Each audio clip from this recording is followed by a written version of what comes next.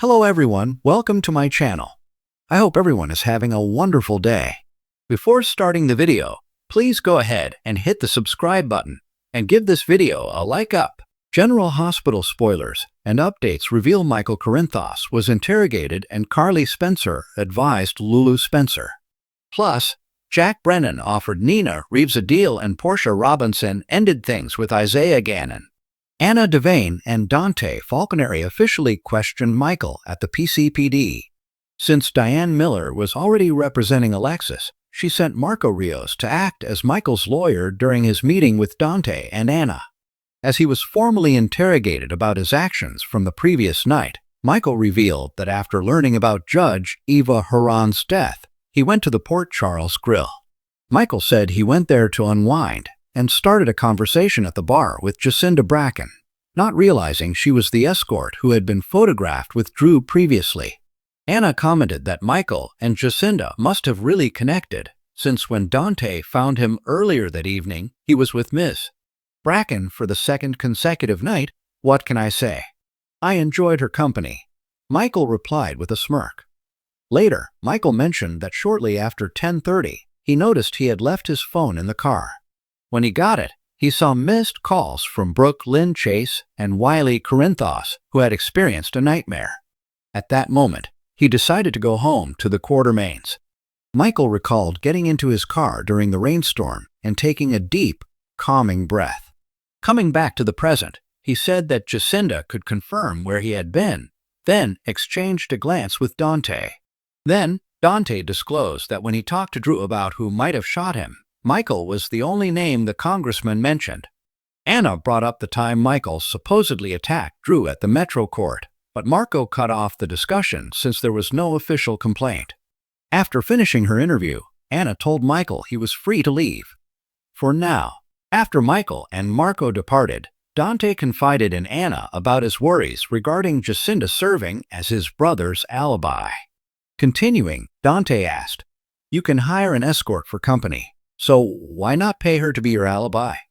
Concluding that they needed to question Jacinda, Anna insisted they couldn't eliminate Michael as a suspect just yet. In the meantime, Marco and Michael headed to the Port Charles Grill. As Michael and Marco discussed the case, Lulu invited Carly over to talk, sharing Brennan's request for her to let Charlotte Cassadine Bluesy Burke visit Valentine Cassadine James Patrick Stewart at Steinmauer. He hinted that refusing might be a mistake since the teen could need WSB protection in the future, Lulu mentioned.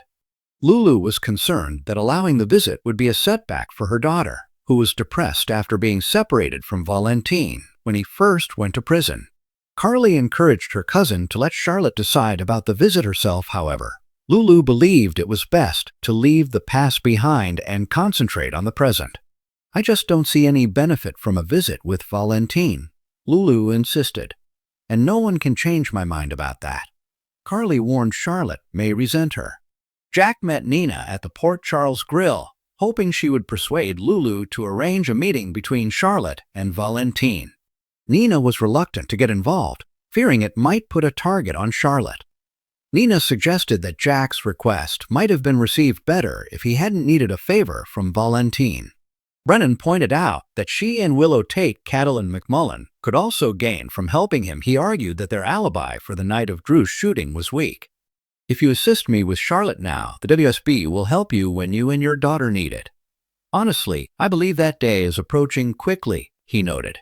After telling Nina to think it over and inform him of her decision, Jack exited the restaurant, and Nina shifted her focus to Michael, who was sipping a drink at the bar. While at Bad Jen Cafe with Kai Taylor, Jen's Austin Estrup, Trina Robinson, Tibiana Ollie felt relieved when he received a call from another aide of Drew. The congressman was awake, but she then became anxious that Drew might have noticed them at his house the night he was shot. Since Drew was still unaware that he had switched sides, Kai went to the hospital to check if his boss had any suspicions. Trina hardly noticed Emma Scorpio Drake's Bredin Bruner arrival at the cafe, which worried her friend. Emma treated Trina to tea, sat down, and offered a listening ear since Jocelyn was still away. When Trina shared that she felt responsible for her parents' troubled marriage, Emma advised her that she wasn't to blame for their happiness, and should focus on her own well-being. In Portia's office, Isaiah praised her and Lucas Jones Van Hansis for saving Drew's life, but the chief of staff regretted leaving Dr. Gannon's bed that night. Portia expressed that it was difficult to feel good about the successful surgery, considering all the terrible things Drew had done to those she cares about.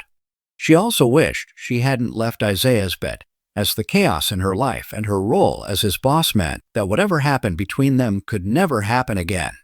Isaiah agreed to respect her decision and keep their affair private, telling her, "If you ever change your mind, I'd be very interested in seeing where things could go between us."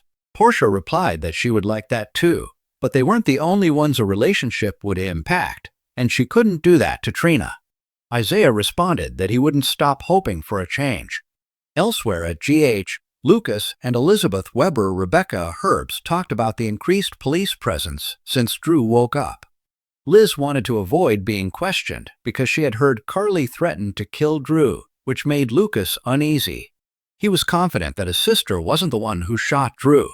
"Well, you may be sure, but I'm not." "Your sister was furious," she exclaimed.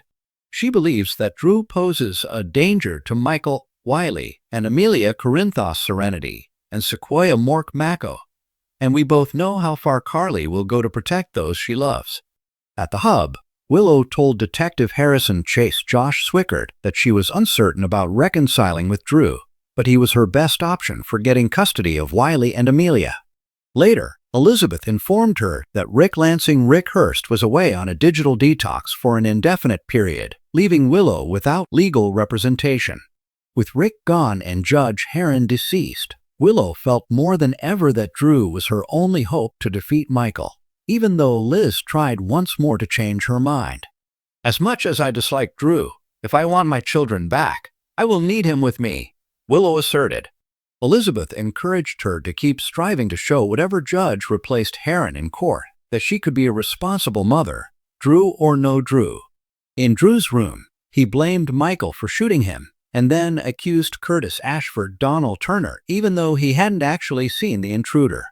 Despite Drew's efforts to manipulate him further, Curtis took control by highlighting Drew's vulnerable state. "Someone tried to kill you. Who's to say they won't return to finish the job?" he pondered. When Lucas arrived, Curtis departed, but not before making a remark that he hoped Drew wouldn't do anything to hinder his recovery. As Curtis left the hospital, Chase confronted him with questions about his location the night of the shooting. Curtis refused to speak without a lawyer present. Suspecting Curtis might be hiding something, Chase contacted the desk sergeant to confirm the exact time Curtis had left the station the previous night after Stella Henry's Fernie Watson arraignment. Watch this. General Hospital, 2-week spoilers, September 8-19. Britt back in PC and Jocelyn and Vaughn's new secret. In Drew's room, Lucas assessed the congressman to see if the placement of the second bullet had any lasting effects. Fortunately, Drew showed no signs of paralysis, which Lucas attributed to Dr. Robinson's skill. "The true miracle is that she saved my life," Drew joked. While acknowledging Portia's surgical expertise, Lucas admitted he wasn't particularly fond of Drew either, as Carly and Michael were his true family. Stating that his duties as a physician didn't include idle chatter, Lucas left, leaving Drew by himself. Next, Kai arrived, attempting to gauge whether Drew had any suspicions about his presence at the house on the night of the shooting. Still convinced of his intern's loyalty, Drew instructed Kai to fetch the items from his safe. However, Kai, suspecting that Drew was after the evidence against Portia that he had destroyed, expressed his discomfort with sneaking into the house, citing it as a crime scene. Ultimately, Drew let the matter go. After exiting Drew's room, Kai encountered Willow and informed her that Drew wanted to see her. Once she entered his room, Willow closed the blinds, standing tall with her shoulders back. She fixed her gaze on her ex-fiance as he slept. Then, Drew stirred awake, and Willow braced herself to hear what he had to say. Thanks for watching this video. Please subscribe to our YouTube channel and stay with us.